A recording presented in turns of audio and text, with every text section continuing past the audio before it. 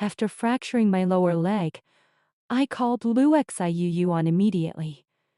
He replied much later with just 2 words, "I'm busy." The nurse watched me struggle through the admission procedures and asked if I had no family. I was about to say my boyfriend was busy with work when I saw his childhood friend Lin Yuan's Weibo post thank you, Yuan Ji, for helping me throw this grand birthday celebration. So happy to be with friends.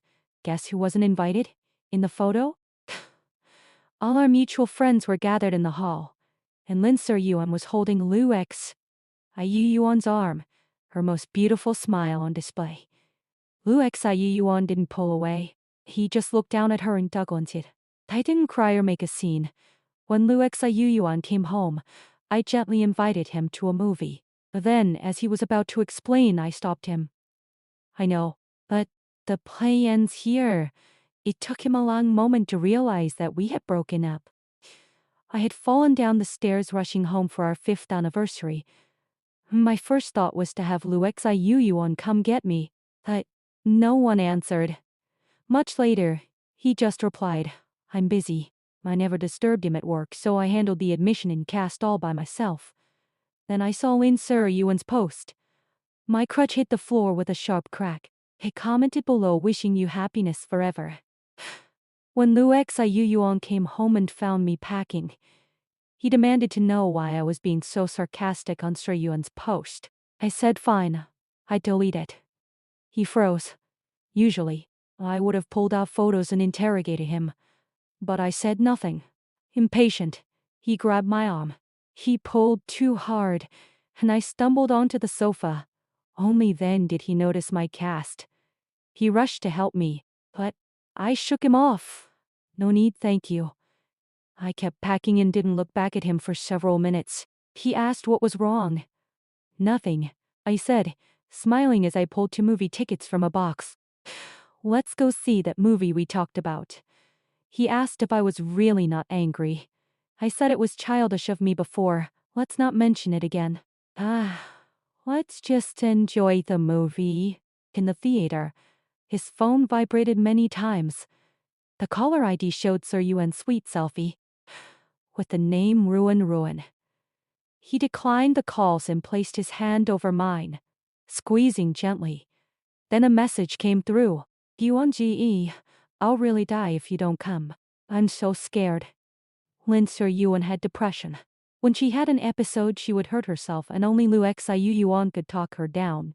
At first, I encouraged him to go, but I later realized she never actually hurt herself, so I asked him to stop. That time, he pushed me onto the sofa and yelled, "She's sick. Why can't you stop competing with the patient?" Then he left me alone, and I sat with my birthday cake until dawn. So when his hand hesitated over the decline, but this time I smiled gently, took his phone, answered the call, and handed it back. "Go," I said. "Come back soon." He squeezed my hand hard, stood up, and walked out. The 2-hour movie ended, and Yuan hadn't returned. The winter night was cold. I leaned against a lamppost and draped my coat tighter. Lin Yuan posted another Weibo, a photo of her slender calf being held by a long-fingered hand, the other hand dabbing a cotton swab on her scraped ankle. The caption said he was so worried about a tiny scrape that he didn't even finish the movie. He liked the post, then unfollowed her. Yuan's car pulled up. He said he'd handled everything. I smiled. "The movie's over." I showed him my phone and said I called a ride. "Do you know why I wanted to watch that movie with you today? Because I promised you I would on our 5th anniversary. He started to explain about Yuan's depression. "I know," I said. "I'm not blaming you. I've been thinking. Neither of us is wrong. We're just not compatible.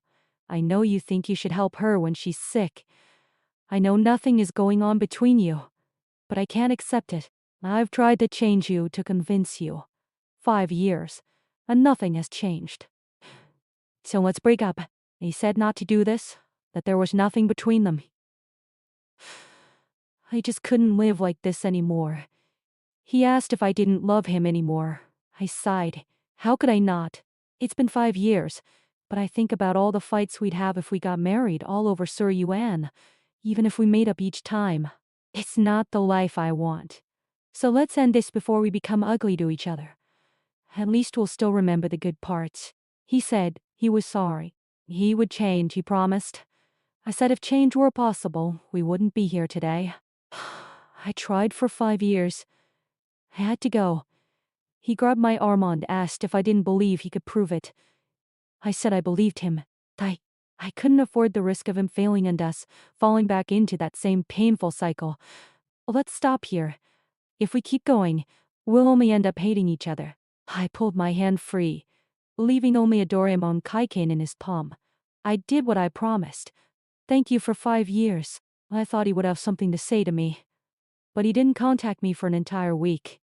At a friend's gathering, I saw him again. Lin Sir Yuan was sitting beside him. She raised her glass to toast me, but his hand intercepted mine. She doesn't drink, he said coldly. Don't force her. He did his familiar gesture of ruffling Sir Yuan's hair. They turned away, and as they did, he took her hand tightly just like he used to hold mine. His friends started teasing them, calling them the golden couple, wondering why he always used to hide her and bring the other one around instead. The other one meaning me. Luo Xiuyuan glanced my way, smiled faintly and said, "What are you talking about? I bring whoever I want. We're family." I raised my glass to him. May you two marry soon. I drank it all in one gulp, took my friend's arm and walked away. Walking past a private room, I heard his voice. Don't treat her like that again. This is the last time. His friend asked, do you actually like her bossing you around? I didn't stay to hear more. Waiting outside for my friend, he suddenly wrapped his arms around me. He whispered that he was sorry, that he had been lying. He shouldn't have taken his friend's bad advice to ignore me for 5 days. He was going crazy. I said, honestly, if you really didn't want to contact me, I'd be relieved. He asked if there was really no going back. I said I'm insecure, cowardly, love stupid, but I have one good quality when I decide something. I never look back. He started contacting me again. Simple greetings, holiday wishes, like a friend. Then one day he showed up outside my office with a red box. Inside was traditional bridal gold jewelry. He said his parents had come to Beijing and prepared it for us. I froze. They didn't know we had broken up. He hadn't told them. His mother was holding on just to see him get married and have children. She was very ill. When she first met me, knowing I had lost my parents early, she had treated me like her own daughter. He begged me to take the jewelry, just to keep her happy until she passed. I hesitated. Then I said yes, I would return it afterward. Over New Year's, he brought me to his parents' home. When we opened the door, Lin Sir Yuan was there, laughing in his mother's arms. She threw herself at him. Didn't expect me to come for New Year's, did you? He pushed her away quickly. Glancing at me, his father said Sir Yuan hadn't been home in a long time and was just staying for dinner. I smiled. More people. More fun. His mother noticed my bare ring finger. Was the ring too plain? Didn't I like it? I said it was too precious. I was afraid to wear it. She took my hand and asked if we could move the wedding up. 2 weeks from now. The doctor said she didn't have much time. She was afraid she wouldn't live to see it. I froze. I looked at him. He looked back at me with hope in his eyes. Before I could answer, a cry came from the kitchen. Sir Yuan had fallen in to cut her finger. I glanced at the cut. It was clean and straight, as if she had drawn the blade across it herself. In the past, I would have called her out. Now, I just smiled and offered to get a bandage. She grabbed at him, and he caught her. She said she was afraid of blood. He looked at me. He said it was a special situation. I said I knew. Go. Don't delay her treatment. He said. Take care of things here. I nodded, picked up the kitchen knife, and turned away. He didn't come back that night. I stayed with his parents on the sofa and heard the first bell of the new year. His mother looked at me undasked about the wedding date. I watched the fireworks through the window and said, "Okay." My phone lay beside me. On its screen was Sir Yuan's newest Weibo post, a photo of him carefully applying a bandage to her finger. Caption read, "The first bell of the new year belongs only to us. The day I returned to work. He drove me. His mother said I had agreed to the wedding. I said I lied. I had hidden the gold under the bed. He could pick it up later." "How can I earn your forgiveness?" he asked. I said we weren't wrong, we were just incompatible. He thought he should help his childhood friend, and I couldn't stand my boyfriend spending time with another woman. 5 years of trying to change each other, and it hadn't worked. The New Year's incident proved it. So let's just be friends. I was getting a promotion. Soon I would be making $1 million a year. I planned to focus on work for years to come. Congratulate me. His eyes reddened. He reached out, then pulled his hand back. Congratulations. Thank you. I opened the car door. Actually, I think Sir Yuan is fine. I don't like her, but she's sincere about you. If you to get married, invite me. I'll give you a big red envelope. Don't, he said weakly. I smiled. A long time passed. When he contacted me again, his voice was hoarse. He was leaving. Would I come see him? He stood outside my office in that familiar gray coat. Dark circles under his eyes. He was going to a different city. I asked why.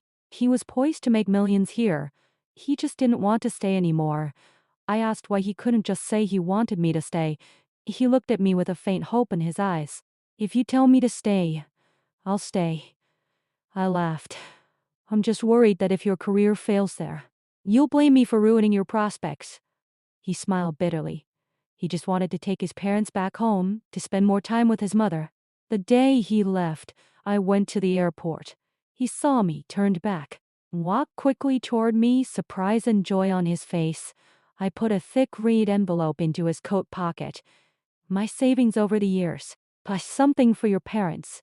He refused. I said it wasn't for him. His parents had been so good to me for 5 years. I would always be grateful. If they needed anything, I would help. Mentioning his mother made his eyes redder. I asked if he had quarreled with Sir Yuan. He said they were done.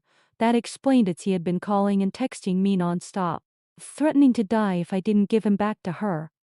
He smiled helplessly. Even if she did it for real, what does that have to do with me? We never should have been so careless. I smiled. Is this a confession? He nodded. But it's too late, isn't it? I nodded. Tears glistened in his eyes. I said it was time. He asked for one last hug. I said no. Go. Don't make a scene. His voice was full of timid hope. Just one hug, please? My eyes stung. I laughed and pushed him. Go. Don't do this. If you do this, I'll. He stepped toward me, arms open. In that instant, my nose caught his familiar scent. Against my better judgment, I lifted my hands too.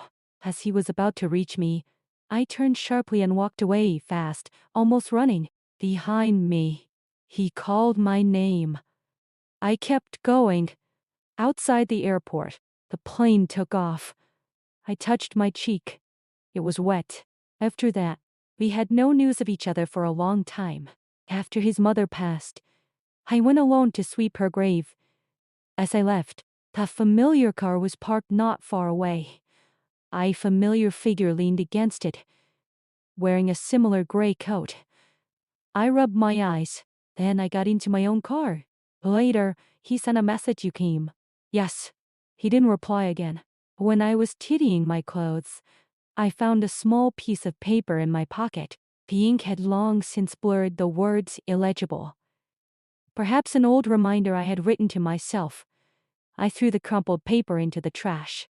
Lu Xiyuan's perspective. I was behind her that day at the cemetery. I didn't think she would want to see me. I had cut ties with Lin Sir Yuan completely. But I was afraid to tell her, as if I still had expectations. Sir Yuan really did try to kill herself. She had only threatened before. But when I really stopped responding, she followed through. The doctor said she only meant to scare me, but she miscalculated. She would spend the rest of her life in a wheelchair. In the past, I would have taken care of her, but this time, I couldn't even bring myself to visit her. Boundaries. I used to think they were just pretense, but that day, I finally understood they're essential. What good is knowing that now? That day at the airport, I slipped a note into her pocket. It was the note from that last movie we saw together. The theater staff had asked me to write something to her, to pass it to her like the hero in the movie. I missed my chance. She might have seen it. Or lost it. She was always misplacing things. But those words, I'll never get to say them out loud. I love you. Y and Ian.